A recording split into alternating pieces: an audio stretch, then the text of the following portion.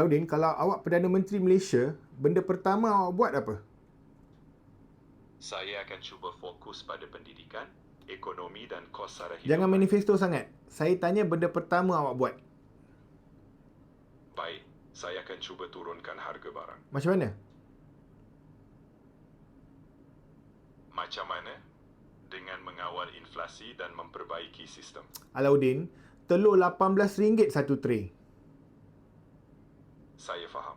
Ayam mahal, minyak mahal, bawang mahal. Apa awak nak buat? Saya akan panggil mesyuarat khas kabinet. Rakyat lapar awak buat meeting? Mesyuarat penting untuk... Tak.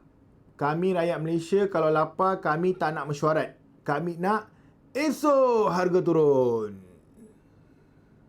Itu sukar dilakukan dalam masa 24 jam. Baru awak tahu? Menjadi Perdana Menteri bukan mudah, Nasir. Kalau rakyat kutuk awak hari-hari? Pemimpin perlu terima kritikan. Kalau edit video TikTok, siap slow zoom muka awak? Itu lebih menyakitkan sedikit. Kalau orang komen, PM ni tak faham rakyat. Saya akan turun padang dan dengar sendiri masalah mereka. Turun padang naik apa? Kereta rasmi kerajaan. Welfare hitam kan? Rakyat naik motor hujan panas, awak naik welfare. Saya boleh turun tingkap. Turun tingkap, Alauddin. Saya cuba memahami rakyat, Nasir. Awak cakap saya faham penderitaan rakyat sambil seat urut awak on. Seat urut membantu fokus bekerja. Rakyat fokus tengok lampu minyak dia orang nyala.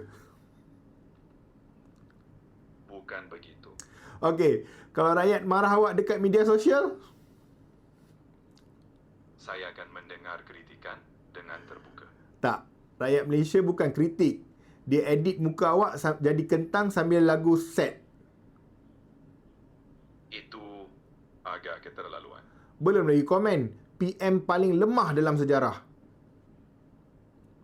Internet memang tempat yang mencabar. Kalau live awak ada 40,000 orang spam. Turun, turun, turun. Saya akan cuba jelaskan dasar kerajaan secara profesional. Okey, serius. Kalau awak PM Malaysia, apa benda paling susah? Memuaskan hati semua rakyat. Kenapa?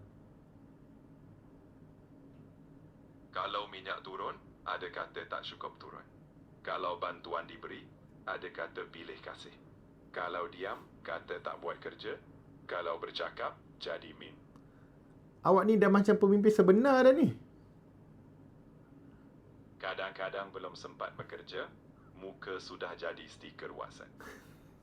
Ini dah macam sesi luaran perasaan ni. Dan saya yakin, dalam 3 hari pertama jadi PM, sudah ada video TikTok tajuk 5 sebab Alauddin gagal.